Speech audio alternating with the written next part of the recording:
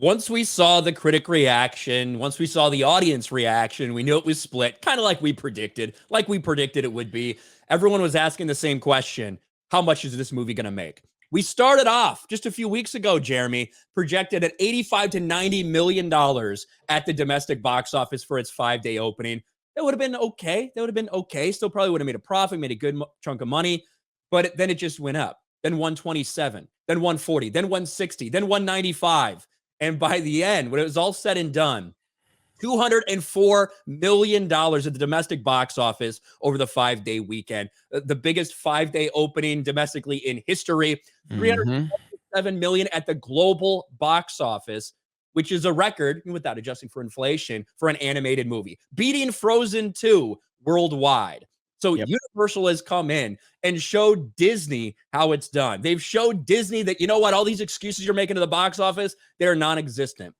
If you give families something that they can safely watch with their kids, if you give something that's dedicated to the fans and for the fans, people will come out in droves. And these are insane numbers, bigger than anybody expected. And this movie is shaping up to be absolutely massive. I did not expect these type of numbers. As someone that said 4 or 5 months ago that this was a $1 billion film, I didn't expect numbers on this level for opening weekend. And if you go back, I remember me and Ryan talking about it before the movie, like 2 weeks before it came out, and the numbers were tracking between $85 and $95 million opening weekend. And I was like, if it does that, it's got a decent shot at $1 billion. I'm not sure, you know what I mean? Because and Ryan's looking at the whole Minions opening and the tracking, and I'm like, it might have a shot. This thing just obliterated every single expectation possible, and word of mouth is powerful with this movie. And I did not think walking out of this movie, even though I loved it, I did not walk out of this movie thinking this is going to be something incredible. This is going to be something that's going to take everybody by storm. I did not see this. I felt like this was good. Fans of Mario are going to love this. Families are going to love this. Kids are going to love this. This thing is like a cultural phenomenon at this point in time. It feels massive, and there's just a different energy with this movie right now that's happening. And I don't know what to expect with the box office right now. I don't think it's going to slow down. I think this thing is going to hit big. And look, it hasn't even opened in Japan yet. Yeah, Japan's going to be big. South Korea is probably going to be big as well. The two markets for this movie specifically that are probably going to do decent. And really, I think the big takeaway from this, we mentioned it before, but this came out from the Wrap a few days before it came out, April 4th. Sorry, Disney, Super Mario Brothers could cement Universal as the new king of animation box office. They already basically are. Yes. But when you look at the two releases you had last year, Lightyear and Strange World for Disney, flops at the box office. Barely cracked $200 million for Lightyear. Couldn't even get to that for Strange World. Embarrassing numbers. Lost hundreds of millions of dollars for Disney.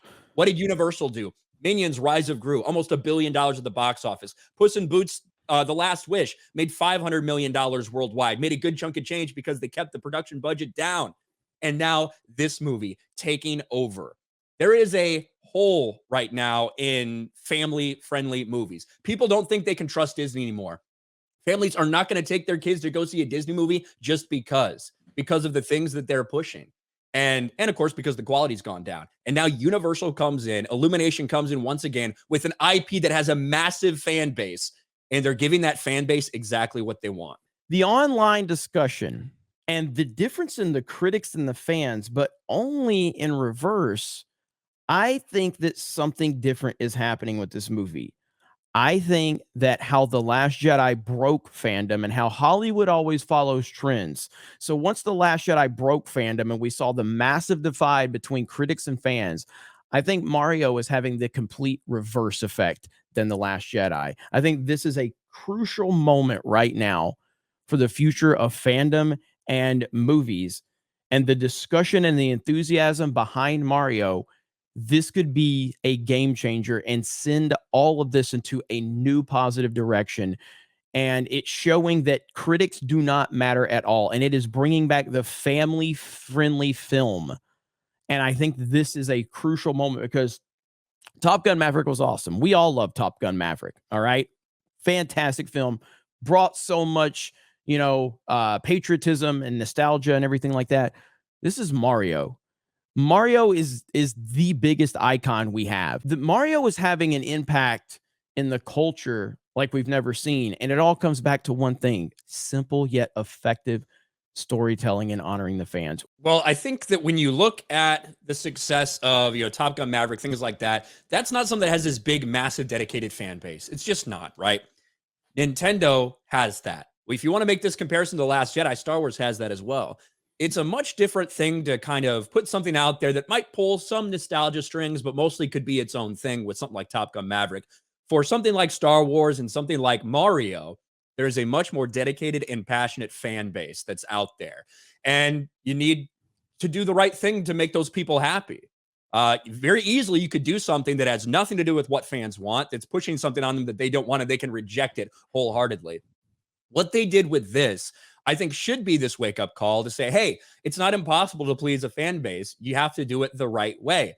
And what you're seeing, the energy that's out there, it's from Nintendo fans, it's from Mario fans, it's from kids who are playing it on their Switch now, all the way up to people, in their 50s that played this when they were kids. Like, that is what we're looking at right now. And when you look at the results from the box office, that the same amount of people over 25 went and saw it as under 25, all of these things, the writing is on the wall. I don't know if this will be the wake up call because, quite frankly, there's a lot of people in the entertainment industry that would rather push their own agenda, would rather push things on fans that they don't want rather than give them what they want. But overall, the opening weekend, just this opening weekend, who knows what it'll do next week? Who knows how far this thing will go? It is an indication that if you honor fans, if you do right by fans, they will come out and they will support your product. And that's what needs to happen when you have IPs that are this important.